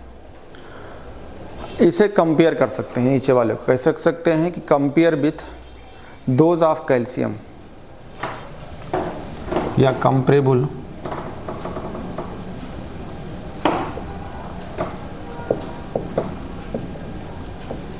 ऑफ दोज ऑफ कैल्शियम, यानी कैल्शियम से कंपेयर कर सकते हैं, क्योंकि कैल्शियम के जो है से इसकी सेकंड आयोनाइजेशन एंथैल्पी आप क्या कर सकते हैं, कंपेयर कर सकते हैं। ठीक है, अगर आप देखते हैं कि आयोनाइजेशन एंथैल्पी में जो है अगर आपको वेरिएशंस मिलती है, तो क्यों वेरिएशन मिलेगी, क्योंकि आप देख सकते हैं इलेक्ट्रॉन्स होती हैं। तो आप ये एनसीईआरटी में लाइन लिखा हुआ है, detail discussion of the variation of third ionization enthalpy indicate that the exchange enthalpy of considerations 3D orbital of the first transition series, यानी जो है आपको इसमें कह सकते हैं कि 3D के इलेक्ट्रॉन्स, क्योंकि इसमें पढ़ते हैं तो इसमें इलेक्ट्रॉन जो है 3D जो है आपके इलेक्ट्रॉन्स होंगे, और आप जब इलेक्ट्रॉन निकालना स्टार्ट करेंगे तो F वाले इलेक्ट्रॉन्स, क्योंकि आपको जब देखेंगे फार्मूला जब मैंने पढ़ाया था तो इसका बताया था, क्योंकि फार्मूला क्या था, n-2 F में इलेक्ट्रॉन था 1 से 14, n-1 D में इलेक्ट्रॉन थे, या तो 0 होगा या तो इलेक्ट्रॉन 1 रहता था, फिर उसके बाद में आपका यहाँ पे NS रहता था। तो यहाँ पे एनसीईआरटी में जो है इस फार्मूले को मैं आपको डिस्कस कर चुका हूँ। तो यहाँ पे जो है वेरिएशंस मिलते हैं थर्ड आयोनाइजेशन एंथैल्पी में, उसका मेन मतलब है कि 3D के जो ऑर्बिटल होते हैं उसमें इलेक्ट्रॉन की वजह से वेरिएशंस होती है। लेंथेनाइट में अगर आप इनकी बात करते हैं केमिकल बिहेवियर की, तो अगर आप देखते हैं एक चीज़ को लेके कि अगर La है, यानी जो है आपका अगर Ln की बात करते हैं यानी लेंथनम की बात करते हैं, और अगर ये इक्वस स्टेट्स में होते हैं तो इनको 3 इलेक्ट्रॉन दे दीजिए तो आराम से ये जो है रिड्यूस हो जाएंगे और ये बन जाएगा Ln, सॉलिड के फॉर्म में बन जाएगा। ये बन जाएगा सॉलिड के फॉर्म में। तो अगर आप देखते हैं तो एनसीईआरटी में लाइन लिखी होगी कि in their chemical behaviour in general early member of this series are quite reactive similar to calcium but increase atomic number कह रहा है they behave more like aluminiums. तो अगर आपको रिडक्शंस के फॉर्म में करेंगे तो यहाँ से जो है रिड्यूस होंगे और इससे जो है हाफ रिएक्शन कहलाएगी, यानी इसका स्टैंडर्ड हाफ रिएक्शन होगी और कुछ ना कुछ वैल्यू होती, सबकी वैल्यू होगी। तो इसको अगर आप कहना चाहते हैं तो आप ये चीज़ कह सकते हैं रिड्यूस के फॉर्म में। लेकिन एक लाइन जो मैं लास्ट में लिख रहा हूँ, इसके अलावा रिडक्शंस के बाद एक लाइन लिख रहा हूँ, ये भी आपके नीट में लाइन लिखी थी केमिकल जो है बिहेवियर के बारे में। तो मैं लाइन लिख देता हूँ। तो 2021 में सवाल आया था तो ये लाइन लिखी हुई थी, उसमें कंपेयर किया था रिएक्टिविटी से। तो कह रहे हैं कि इन जनरली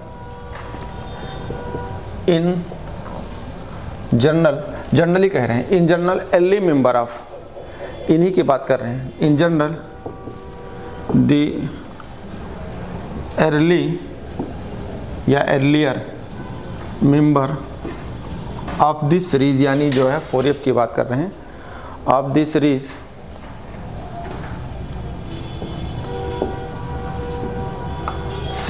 एनसीईआरटी की लाइन है, series are quite reactive similar to calcium, are quite reactive similar to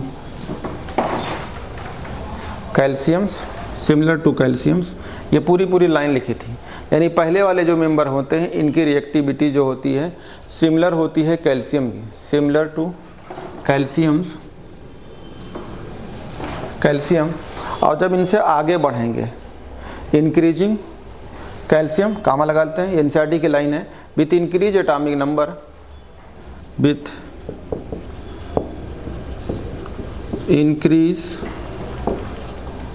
atomic number, increase atomic number, they behave more like aluminium,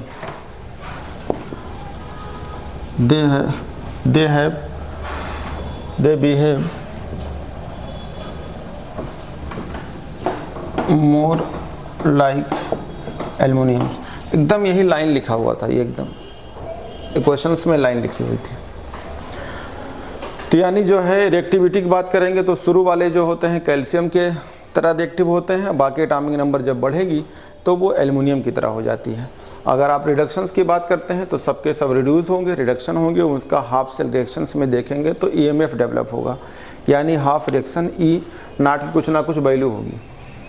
ई नाट का अगर अलग देखेंगे तो यहाँ पे कुछ ना कुछ वैल्यू होगी। तो यानी आप रिडक्शंस पढ़ सकते हैं। तो रिडक्शंस इलेक्ट्रोकेमिस्ट्री में आपको पढ़ाया था, सेम वही चीज़ें हैं। अब अगर इनकी रिएक्शंस के बारे में देखा जाए कि अगर अब जैसे हमने यहाँ एलन लिख दिया तो एलन में सब 14 के 14 पूरा आ जाएंगे। तो अगर अब अलग अलग सबका लिखने से अच्छा है कि एनसीईआरटी में लिखा था कि रिडक्शंस के फॉर्म में अगर लिखना है तो ऐसे लिख सकते हैं। अब आती है बात कि इनकी रिएक्टिविटी, यानी सबकी रिएक्टिविटी कहा जाए तो एनसीईआरटी में देखेंगे तो एक चार्ट बना हुआ है।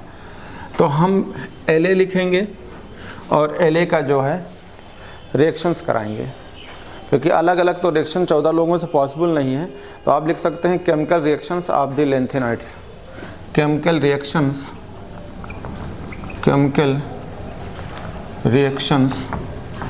ऑफ द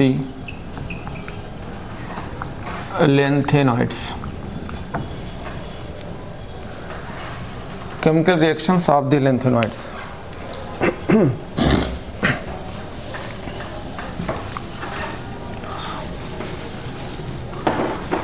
तो एनसीईआरटी में जो है चार्ट बना है, आप भी बना ले सकते हैं। तो बीचों बीच में जो है एलन लिख लिया और इनकी जो है अब ये 14 लोग आ गए, इनकी रिएक्शंस। पहले अगर आप इनसे एसिड से रिएक्शन कराते हैं, यानी विथ एसिड्स, एसिड से, तो एसिड से रिएक्शन कराएंगे तो यहाँ से क्या करेंगे, H2 रिलीज़ करेंगे। जैसे मान लो सल्फेट है तो LnSO4 बन जाएगा। अगर ये ट्राई वैलेंसी वाली है तो ये क्रॉस कर जाएंगे, तो इसकी वैलेंसी 3 सल्फेट के साथ जाएगी, 2 इधर आ जाएगी, तो इससे H2 रिलीज हो जाएगा। तो एसिड के साथ करेंगे तो H2 रिलीज होगी। अगर इनकी रिएक्शंस कराते हैं ऑक्सीजन से, यानी बर्न विथ ऑक्सीजन, जलाते हैं, बर्न विथ O2 ऑक्सीजन के साथ, तो ये सब के सब जो है जनरली ऑक्साइड बनाएंगे। तो इसकी वैलेंसी जो है आपकी ऑक्सीजन लेगी तो ऑक्सीजन 2 है, तो यहाँ 2 आ जाएगी, ये 3 जाएगी, तो Ln 2 वाली यहाँ आएगी, 3 वाली इधर जाएगी। जैसे मान लो अगर लिखना है तो इसकी वैलेंसी 3, ऑक्सीडेशन नंबर 3, इसका 2, तो क्रॉस करेंगे, 2 यहाँ आएगा, 3 यहाँ आएगा, तो इसको आप ऐसे लिख सकते हैं Ln2O3, ये हो जाएगा। अगर जो है इनकी रिएक्शंस कराते हैं, अगर इनकी रिएक्शंस कराते हैं विथ सल्फ़र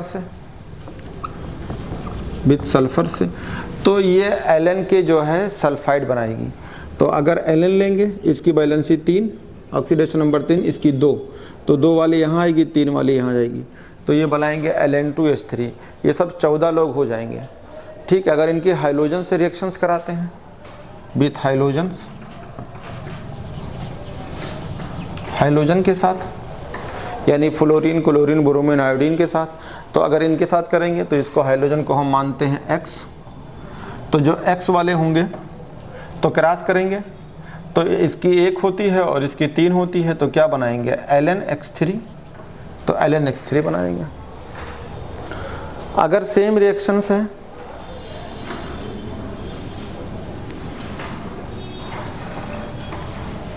अगर इन्हीं की रिएक्शंस अगर हम कराते हैं नाइट्रोजन से, हीटेड विथ नाइट्रोजन्स, या गर्म करते हैं हीटेड विथ N, तो नाइट्रोजन की बैलेंसी जो होती है 3 होती है, इसकी 3 होती है, तो क्रॉस करेंगे तो Ln3N3 होगी। सिंपल फॉर्म में लिखेंगे तो कहेंगे Ln(N).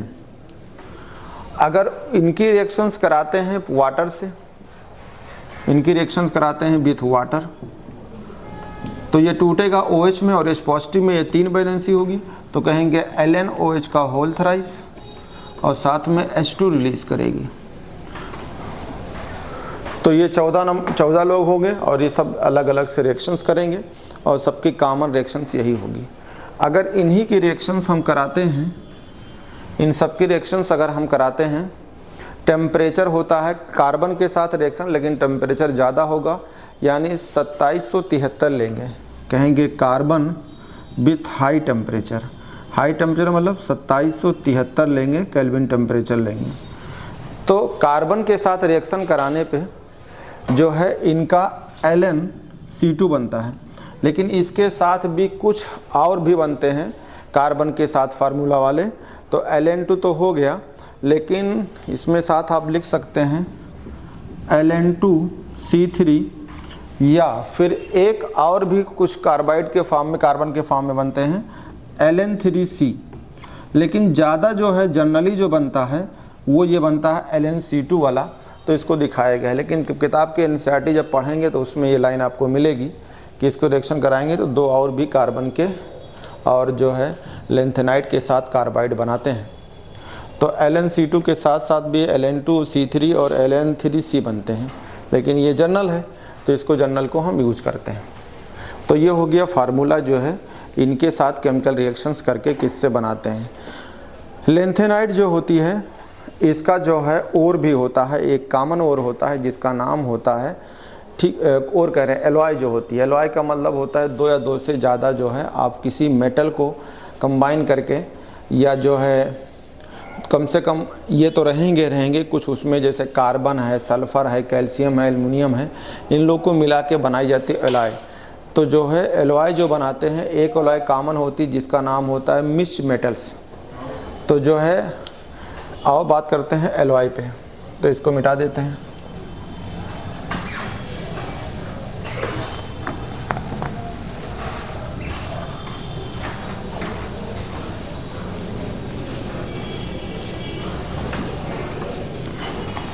तो जो है एलॉय होती है और जो इसका एक कॉमन एलॉय है जिसका नाम है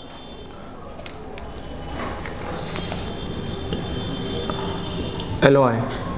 जो एलॉय कॉमन होती है वो होती है mixed metals, MISCH। Metals, spelling देख लो, MISCHMETL,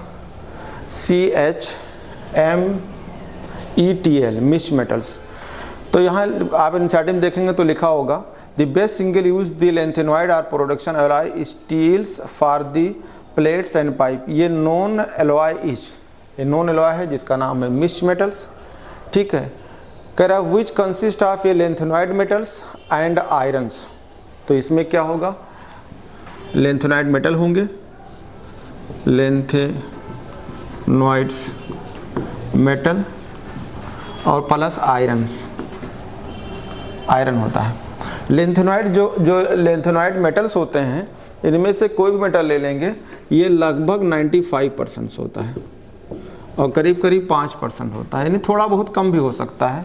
और इसमें थोड़ी बहुत मिली होती है ट्रेस अमाउंट में कार्बन, सल्फर, कैल्शियम और एल्युमिनियम्स। तो कहेंगे एंड ट्रेस, ये दोनों तो होते हैं, एंड ट्रेस थोड़ा बहुत, ट्रेस अमाउंट बहुत कम अमाउंट में होता है। कौन कौन होते हैं, कार्बन, सल्फर, कैल्शियम, एल्युमिनियम, थोड़ा बहुत ये होते हैं। इनसे बनाया जाता है मिक्स्ड मेटल जो एलॉय होती है, जिसका यूज करते हैं, कहते हैं स्टील्स के जो प्लेट बनाए जाते हैं या फिर पाइप में इस्तेमाल करते हैं। ये जो होता है यूज़ में steel plates and pipe, steel की प्लेट्स बनाने में या पाइप बनाने में इसको इस्तेमाल करते हैं। ठीक है, अगर मिक्स्ड मेटल को जो है यूज्ड मैग्नीशियम बेस्ड अगर तो होते हैं तो ये बुलेट्स में इस्तेमाल करते हैं। अगर मिक्स्ड मेटल्स हो, आपका मिक्स्ड मेटल है और प्लस मैग्नीशियम बेस, तो इसके लिए बुलेट्स के लिए बनाया जाता है, बुलेट्स में यूज की जाती है, बुलेट्स बनाने में। ठीक है, तो ये जो रहा है इसके एलॉय, जो आप मिक्स्ड मेटल कभी कभी पूछी जाती थी, तो आपने ये मिक्स्ड मेटल्स के बारे में जान लिया, क्योंकि मिक्स्ड मेटल जो एक तरह का एलॉय है। अब ये कॉमन नाम है, तो इसमें लेंथेनाइड, कोई भी लेंथेनम ले लीजिए, लेंथेनॉइड ले लीजिए, साथ में आयरन ले लीजिए। लेकिन अगर आप मिक्स्ड मेटल के साथ साथ मैग्नीशियम बेस लेते हैं तो वो बुलेट्स बनाने में इस्तेमाल होती है। तो ये तो आपकी रही, आपकी जो है 4F सीरीज़ के जो है जनरल कैरेक्टर और एलॉय। अब आपकी जो है चीज़ें जो होती हैं, आपका ये लास्ट रह गया है जिसको बोलते हैं एक्टिनॉइड्स। तो एक्टिनॉइड्स के बारे में जानना होगा। तो पहली बात तो एक्टिनॉइड्स जानने के लिए आपको कॉन्फ़िगरेशंस की ज़रूरत पड़ेगी, जिससे पहले जो है कौन कौन हैं उनके बारे में जान लेते हैं, और फिर जो है आपकी इसकी इलेक्ट्रॉनिक कॉन्फ़िगरेशंस। तो आप देख सकते हैं 5S सीरीज़, आप लिख सकते हैं 5F सीरीज़। ठीक है, 5F सीरीज़ है, और जो है इसी को बोलते हैं एक्टिनॉइड्स। ठीक है, 5F सीरीज़ जो होती है जिसका नाम होता है एक्टिनॉइड्स। ठीक है, तो 5F सीरीज़ पढ़ते हैं, या इसका मतलब है हम एक्टिनॉइड्स पढ़ रहे हैं, एक्टिनॉइड्स पढ़ रहे हैं। एक्टिनॉइड्स वाले जो होते हैं, स्टार्ट जो होते हैं, जिनका एटॉमिक नंबर होती है 90 और ये 103 तक होते हैं, यानी एटॉमिक नंबर 90 to 103 ये वाले होते हैं। तो इनको जो है याद करने का एक तरीका होता है, उस तरीके के अनुसार जो है आप इसे याद कर सकते हैं। ठीक है, तो मैं इसको पहले आपको बनाता हूँ, ये मेटल्स लिख लेता हूँ, फिर उसके बाद ट्रिक करता हूँ, बताता हूँ। थोड़ा बीच बीच में गैप होना चाहिए। ठीक है, TA है, PA है, U है, NP है, PU है, AM है, ठीक है, CM है,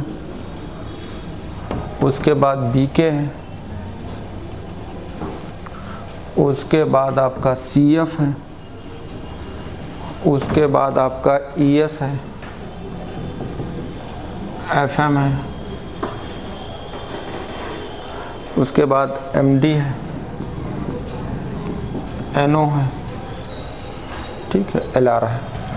और इसके एटॉमिक नंबर जो है सीरियल वाइज से लिख सकते हैं, क्योंकि 90 से स्टार्ट होता है, तो आप सीरियल से लिख सकते हैं। क्योंकि इसका 90 होगा तो इसका 91 है, 92, 93, 94, 95, 96, 97, 98, ठीक है। उसके बाद ये 99, फिर 100, 101, 102 और 103। तो सीक्वेंस में दिया है, कोई दिक्कत नहीं। अब आप इसको याद करना होगा, क्योंकि देखिए अगर इसके पूरे पूरे नाम याद करना हो तो दिक्कत होगी। तो कुछ तरीका और ट्रिक से याद कर लेते हैं।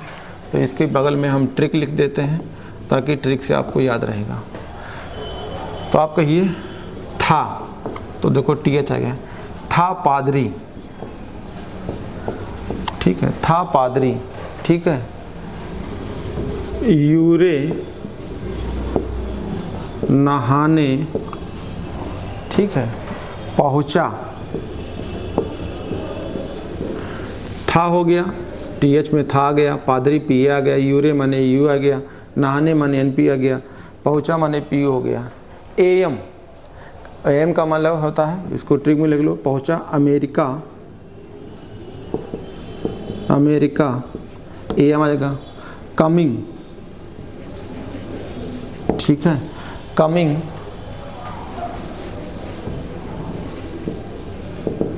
Coming back, coming back California,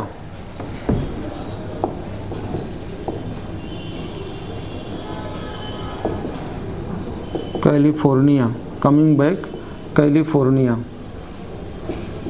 ठीक, कमिंग बैक कैलिफोर्निया, ठीक है। ये हो गया state, California state, famous, famous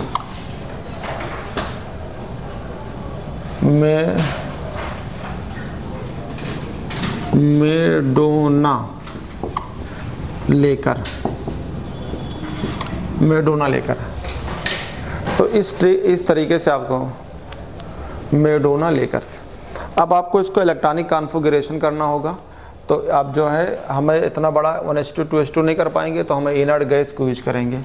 तो यहाँ पे हमें आयरन जो है रेडान की यूज कर लेते हैं। तो सबके आगे अगर आयरन यूज करेंगे तो इसका एटॉमिक नंबर 86 हो जाएगा। तो सबके आगे आप आयरन यूज कर लीजिए।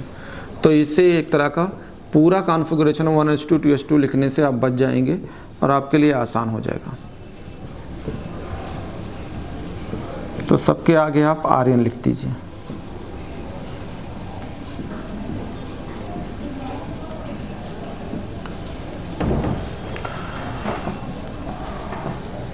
तो सबके आगे हमने आयरन लिख दिया, तो यानी 86 कॉमन हो गया सबके लिए। और बाकी जो बचेगा उसको भरने का तरीका बताता हूँ, फिर याद हो जाएगा। ट्रिक याद है तो सब याद हो जाएगा। अब करेंगे क्या, क्योंकि देखिए हमारा जो है अगर हम स्टार्ट करते हैं यहाँ से, तो अब यहाँ पे एक चीज़ है, जब अगर आप 86 यहाँ चला गया तो आपका बचा 4 इलेक्ट्रॉन। तो 4 इलेक्ट्रॉन बचेगा, तो यहाँ पे जो है 6d2 और 7s2 हो जाएगी। यानी यहाँ पे जो आपका 5f वाला इलेक्ट्रॉन है वो 0 है। तो अगर आप एनसीईआरटी में देखेंगे तो इसमें 5f में इलेक्ट्रॉन ही नहीं है, बाकी सब में है। यहाँ प्रॉब्लम है, तो इसको स्टार कर लीजिए ताकि याद रखिएगा कि इसमें 2 इलेक्ट्रॉन डी में चला जाता है। ठीक है, बाकी अगर आप आएंगे तो आप कोई दिक्कत नहीं है। 5f 6d और 7s, यानी सबसे आउटर वाला ये होगा, फिर उसके बाद ये होंगे। तो डी में 1 इलेक्ट्रॉन यहाँ होगा, तो एक यहाँ आएगा और एक सीक्वेंस में आएगा, तो 2 हो जाएगा। 5f फिर होगा, 6d होगा, 7s। तो s में तो कॉमन होगा, सिर्फ देखना है कि डी में इलेक्ट्रॉन्स कहाँ है, क्योंकि डी में इलेक्ट्रॉन नहीं होना चाहिए। हमने पढ़ाया था इसे 4f में कॉन्फ़िगरेशन पढ़ाया था, सिलो गुड बॉय या सिलो गुड बॉय, तो सेम यहाँ में है। तो डी में इलेक्ट्रॉन कहाँ का, तो शुरू में अगर आप देखेंगे तो लगातार डी में इलेक्ट्रॉन, तो कोई यहाँ 2 है, यहाँ 1 है। तो अगर सीक्वेंस में आएंगे तो ये 3 हो जाएगा। इसमें आएंगे 5f में, फिर 6d में, फिर 7s में। तो s में इलेक्ट्रॉन है, d में है, और यहाँ 4 हो जाएगा। तो np तक अगर आप देखेंगे तो डी में इलेक्ट्रॉन है, तो शुरू के 4 में आएंगे तो डी में इलेक्ट्रॉन होंगे। अगर आप एनसीईआरटी में आएंगे तो 5F का बना है, इसमें भी देख सकते हैं कि ये शुरू में जो है आप देखेंगे तो डी में इलेक्ट्रॉन होगा। ठीक है, तो डी में इलेक्ट्रॉन कहाँ है, NP तक है, तो कोई दिक्कत नहीं है, डी में इलेक्ट्रॉन है। उसके बाद इलेक्ट्रॉन फिर जो है, तो जहाँ डी में इलेक्ट्रॉन है यहाँ तो 2 इलेक्ट्रॉन हो गए, ये 1 है, तो तब भी आपको याद करना होगा यहाँ भी 1 इलेक्ट्रॉन से, यहाँ भी 1 इलेक्ट्रॉन है। फिर आप आएंगे तो अब यहाँ पे 5F जो है ये इलेक्ट्रॉन इसी में आ जाएगा, तो 4 1 5 हो गया, एक सीक्वेंस वाला 6 हो जाएगा, तो 6D0 है, 7H2 है। ठीक है, उसके बाद AM में आएंगे, एनसीईआरटी से मैच कराते रहिए। तो AM में इलेक्ट्रॉन D में भी 0 है, लेकिन CM में 1 इलेक्ट्रॉन फिर आ जाएगा, तो यहाँ पे आएंगे तो 5F सीक्वेंस में 6 बजाय 7 रहेगा, 6 में D0 रहेगा, 7H2 रहेगा। लेकिन अगर यहाँ पे आएंगे तो यहाँ पे मार्क करना होगा, तो 5F यहाँ 7 रहेगा, D में 1 इलेक्ट्रॉन रहेगा, 7H2। जहाँ पे आपने मार्क कर दिया है काउंट कर लीजिए, 1 2 3 4 5 लोग हैं जहाँ D में इलेक्ट्रॉन है, और सबसे एक लास्ट में मिलेंगे यहाँ पे इलेक्ट्रॉन। तो एनसीईआरटी से मैच कराएंगे तो आपको मिलेगा। देखो आप आएंगे CM में, यहाँ पे D में इलेक्ट्रॉन है, फिर सबसे लास्ट में है इलेक्ट्रॉन और कहीं नहीं है, तो ये आपको याद करना होगा। फिर सीक्वेंस में होंगे तो ये इलेक्ट्रॉन अब इसमें आ जाएगा, तो 5F जो रहेगा, तो ये 7 1 8 एक सीक्वेंस चल रहा है, तो ये जगह 9, 6D0 7H2। यहाँ पे आएंगे तो 5F10 6D0 7H2।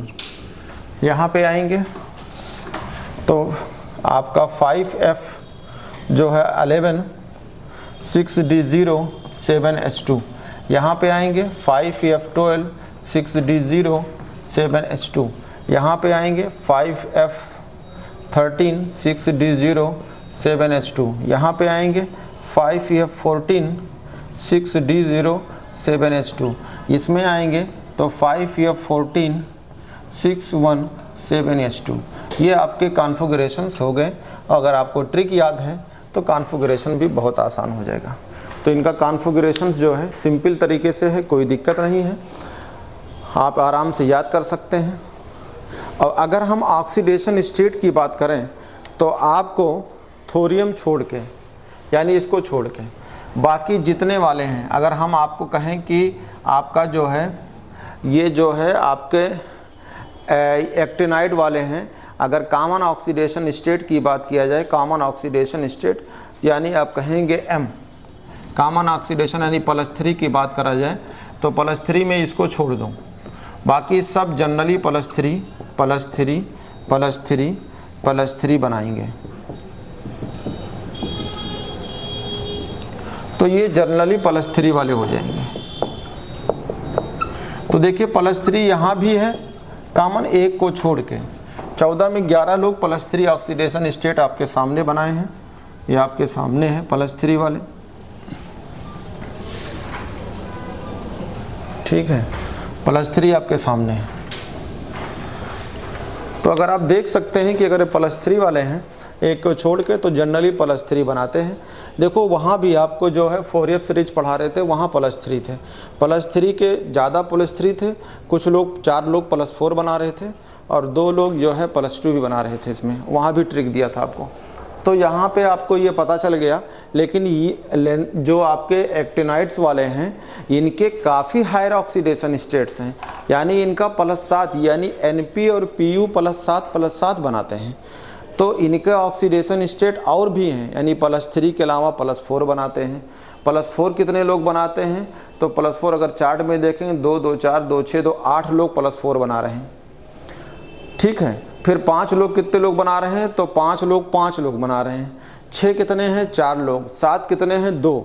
तो यानी इसका मतलब इनके ऑक्सीडेशन स्टेट में काफ़ी +3 तो कॉमन है, उसके अलावा भी काफ़ी ऑक्सीडेशन स्टेट्स हैं। तो अब यहाँ पे मेरे पास स्पेस कम है तो इसको हम मिटा रहे हैं। और ऑक्सीडेशन के एनसीईआरटी में एक चार्ट बना है, oxidation state of actinium and actinoids का चार्ट बना है, तो मैं आपको यहाँ पे बता देता हूँ। लेकिन याद करने का तरीका बहुत बढ़िया है। सबको आपको क्या करना है, ट्रिक्स याद कर लीजिए। था पादरी यूरे नहाने पहुँचा coming America, coming back California, state famous Madonna लेकर। इसको 2-3 बार आप लिख लिख के प्रैक्टिस करोगे। और कहाँ से स्टार्ट होता है 90 से लेके 103 और कहाँ पे प्रॉब्लम है, यानी डी में इलेक्ट्रॉन नहीं होना चाहिए, ऐसे एस में होना चाहिए और डी में नहीं होना चाहिए। तो डी में कहाँ कहाँ इलेक्ट्रॉन है तो आपको यहाँ पे याद करना होगा। तो आप कहेंगे था, क्या है, पादरी, था पादरी यूरे, ठीक है, नहाने, था पादरी यूरे नहाने, ठीक है, पहुँचा में नहीं है, था पादरी नहाने, ठीक है, कमिंग, कमिंग में है, और एलआर में है, लेकर, यानी एलआर, यानी तो कहेंगे इसमें डी में एक इलेक्ट्रॉन है।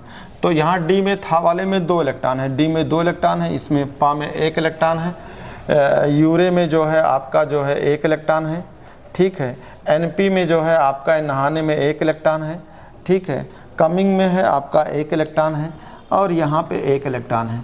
तो यहाँ पे 1 इलेक्ट्रॉन है, तो इसको याद कर सकते हैं, था पादरी यूरे नहाने कमिंग बैक, या कमिंग लाहौर, ऐसे करके कमिंग लाहौर कर लीजिए।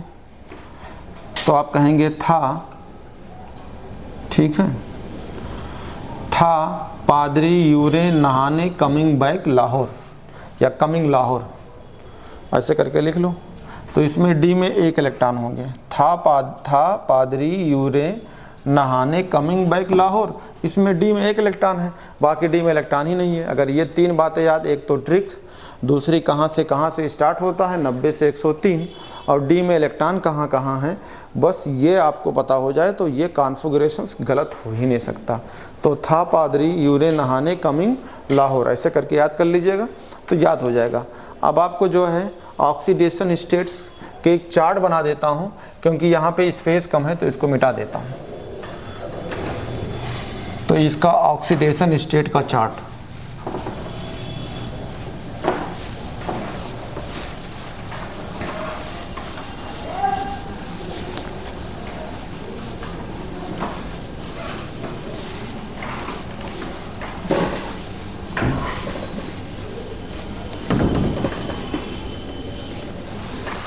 तो हेडिंग लिख लीजिए, oxidation state of,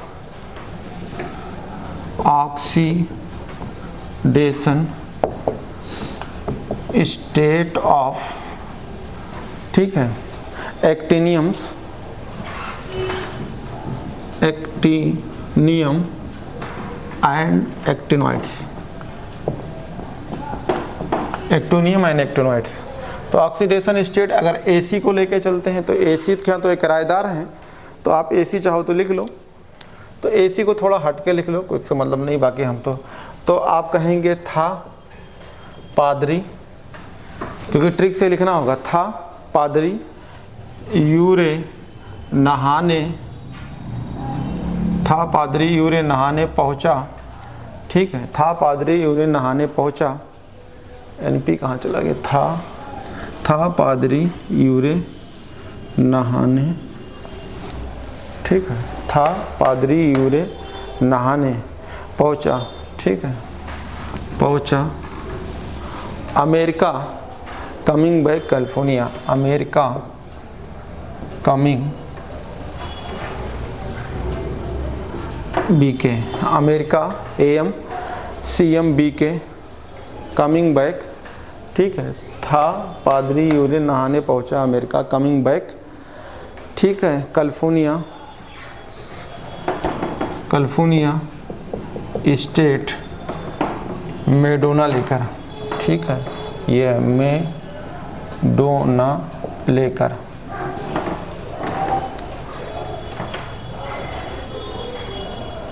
coming backs, था पादरी उन्हें नहाने पहुंचा अमेरिका कमिंग बैक, ठीक है, कमिंग बैक स्टेट, फेमस छूट गया, famous, coming back state famous, FM छूट गया, FM मेडोना लेकर, ठीक है, थोड़ा थोड़ा स्पेस कम करना पड़ेगा, ये तो उधर काफ़ी कंजस्टेड हो गया है। तो था पादरी यूरे को यहाँ कर लो, NP को यहाँ कर लो, PU को इधर कर लो, थोड़ा AM को पास कर लो, CM को इधर कर लो, BK, ठीक है, स्टेट फेमस मैडोना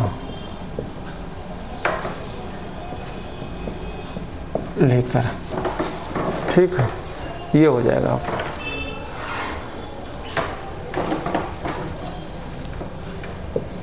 मैडोना लेकर। अब ये जो है आपको देखेंगे तो इसको छोड़ दीजिए, इसको, बाकी सब +3 +3 +3 +3 +3 +3 +3, तो ये आप देखेंगे तो 13 लोग +3, ठीक है। और ये जो है एक्टिनियम वाली ये तो बनाती, इसको छोड़ के बाकी सब बनाते हैं +3।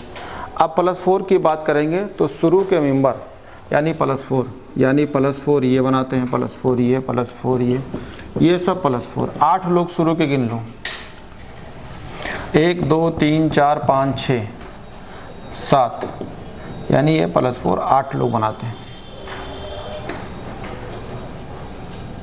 तो ये 8 लोग +4 वाले हो गए बीके तक।